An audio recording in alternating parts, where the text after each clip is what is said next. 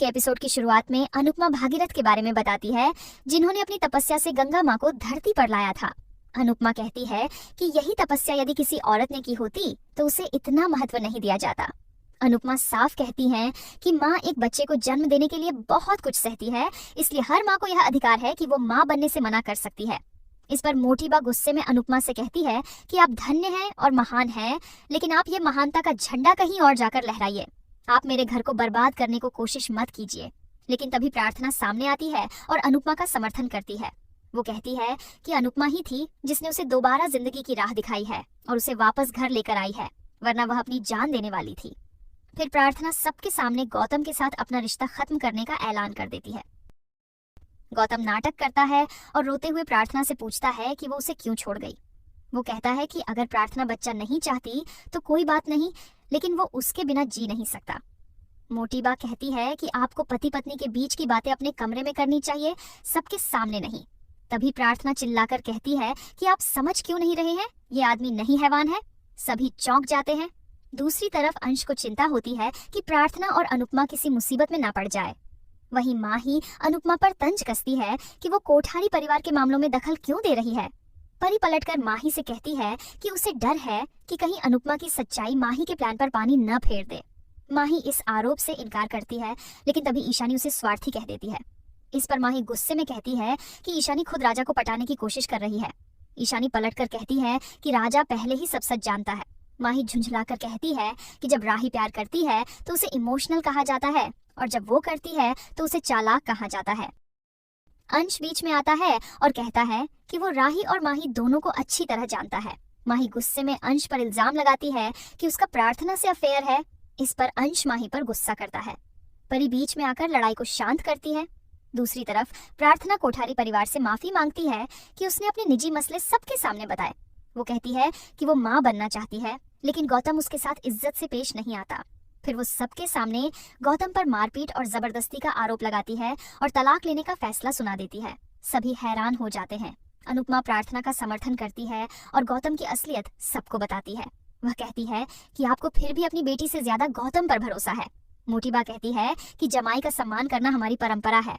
इस अनुपमा कहती है कि यहाँ बात परंपरा की नहीं प्रार्थना की हो रही है। जब घर ही औरत के लिए असुरक्षित हो जाए तो ऐसी परंपरा किस काम की है।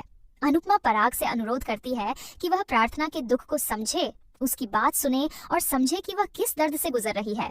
राही भी अनुपमा की बातों पर सहमति जताती है।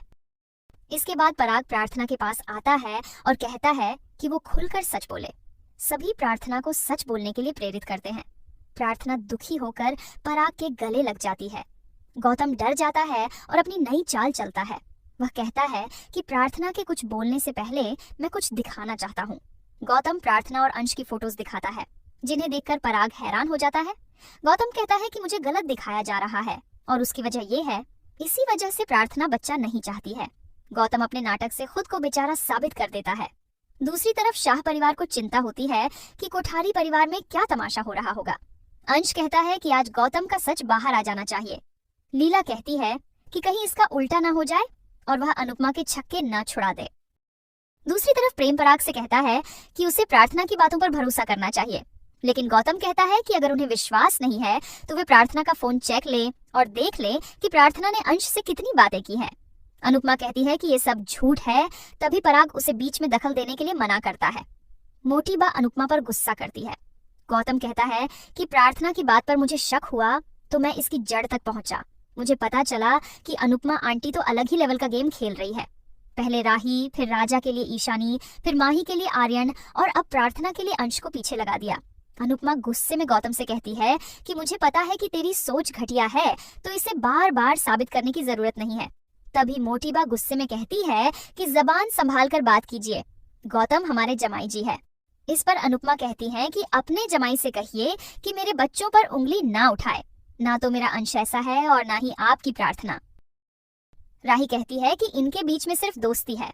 मोटीबा राही से कहती है कि तुम्हारे मायके में ये सब चलता होगा, लेकिन यहाँ ये सब नहीं चलता है, तभी तुम्हारी माँ इस उम्र में भी दोस्त बनाए फिर रही है।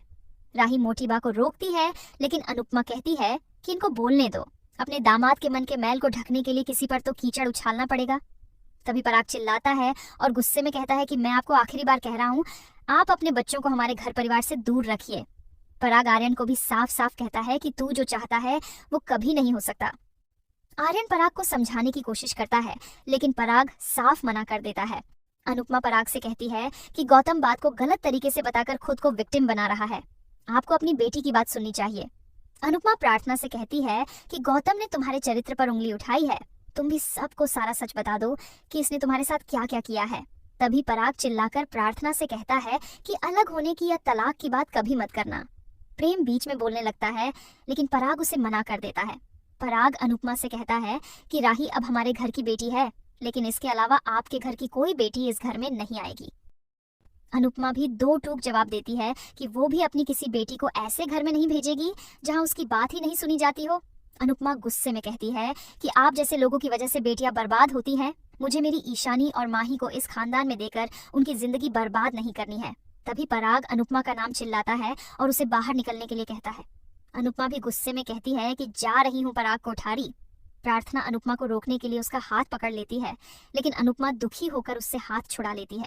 तभी प्रार्थना रोते हुए वहां से भाग जाती है। राही कहती है कि मैं कुछ बातों की वजह से मम्मी से नाराज थी और अभी भी हूँ, लेकिन मैं इस बात में मम्मी के साथ हूँ क्योंकि मैं गौतम की असलियत जानती हूँ। तभी प्रेम भी अनुपमा का समर्थन करता है। पराग उनको जाने के लिए चिल्लाता है, अनुपमा उसे चिल्लाने के लिए मना करती है। गौतम चालाकी से उन्हें अलविदा कहता है। अनुपमा प्रेम और राही के साथ वहां से चली जाती है। इसके बाद मोटी बा हाथ जोड़कर गौतम से माफी मांगती है। पराग भी गौतम से माफी मांगता है। गौतम कहता है कि आप लोग ऐसा मत कीजिए, आप लोग बड़े हैं, मुझे डांटना आपका हक है। पराग कहता है कि मैंने कभी नहीं सोचा था कि एक दिन मेरी बेटी की वजह से मेरा सर शर्म से झुक जाएगा। मोटी बा गौतम से अनुरोध करती है कि आप प्रार्थना को माफ कर दीजिए, हम प्रार्थना को समझाएंगे। गौतम कहता है कि आप ऐसा मत सोचिए, मेरी मजबूरी थी, इसलिए मुझे ये सब आपके सामने लाना पड़ा। मैं प्रार्थना से बहुत प्यार करता हूँ, चाहे वो माँ बने या ना बने, चाहे वो जिंदगी भर मायके में ही रहे, मैं उसे जिंदगी में कभी नहीं छोड़ूंगा। गौतम अंदर ही अंदर खुश हो रहा होता है। दूसरी तरफ माही को चिंता होती है कि ये सब ड्रामा उसके प्लान को बर्बाद कर देगा। परी उसे चेतावनी देती है कि अब बस कर दे, लेकिन माही धमकी देती है कि अगर उसका प्लान फेल हुआ तो वो कुछ ऐसा करेगी जो किसी ने नहीं सोचा होगा। परी ये सुनकर चौंक जाती है। अनुपमा राही और प्रेम को शुक्रिया कहती है कि उन्होंने उसका साथ दिया। प्रेम अब भी गौतम पर गुस्से में होता है। इधर गौतम कमरे में प्रार्थना ढूंढता है और गाना बजाकर खुद की जीत पर नाचता है। गौतम कहता है कि मेरे जितना कमीना कोई नहीं हो सकता, वह इस पर गर्व महसूस करता है। दूसरी तरफ प्रेम और राही मिलकर गौतम को बेनकाब करने की प्लानिंग करते हैं। इधर मोटी बा पराग से कहती है कि अब समय है वह कोई ठोस फैसला ले। पराग फैसला करता है कि अब से अनुपमा उनके घर में नहीं आएगी। दूसरी तरफ अनुपमा शाह हाउस आती है। सभी उससे पूछने लगते हैं कि क्या वह ठीक है। अंश अनुपमा से पूछता है कि वहाँ सब ठीक था, प्रार्थना ठीक है ना। तोशु पूछता है कि शांति से बात निपट गई ना, वहाँ कोई महाभारत तो नहीं हुई। सभी अनुपमा से पूछते हैं कि वहाँ क्या हुआ। अनुपमा दुखी होकर कहती है कि जहाँ सच सुनने वाले ना हो वहाँ सच बोलने का कोई फायदा नहीं है। वह बताती है कि कोठारी परिवार ने उसकी किसी भी बात पर विश्वास नहीं किया, न ही उन्होंने प्रार्थना की बातों पर यकीन किया। अनुपमा कहती है कि वे सभी अक्ल के अंधे और सोच से पैदल लोग हैं। सभी हैरान होते हैं। अंश कहता है कि इसका मतलब गौतम से फिर से बाजी पलट दी। सभी गौतम पर अपना गुस्सा जाहिर करते हैं। परी कहती है कि प्रार्थना को पता था कि उसका परिवार उसकी बात पर यकीन ही नहीं करेगा। अंश कहता है कि प्रेम और राही प्रार्थना की रक्षा करेंगे। अनुपमा कहती है कि भले ही कोई भी मदद करे, लेकिन ये लड़ाई प्रार्थना को खुद ही लड़नी होगी। इसी के साथ एपिसोड खत्म हो जाता है। अगले एपिसोड में देखने को मिलेगा कि सभी अनुपमा के साथ मदर्स डे मनाते हैं। अनुपमा माही को ढूंढती है, तभी माही उसे फोन करके मंदिर बुलाती है। माही और आर्यन शादी करने वाले होते हैं और माही कहती है कि उसे अनुपमा का आशीर्वाद चाहिए। अनुपमा हैरान रह जाती है। आज का एपिसोड आपको कैसा लगा हमें कमेंट करके जरूर बताएं। साथ ही ऐसे ही डेली अपडेट्स के लिए इस वीडियो को लाइक करें और हमारे चैनल को सब्सक्राइब जरूर करें।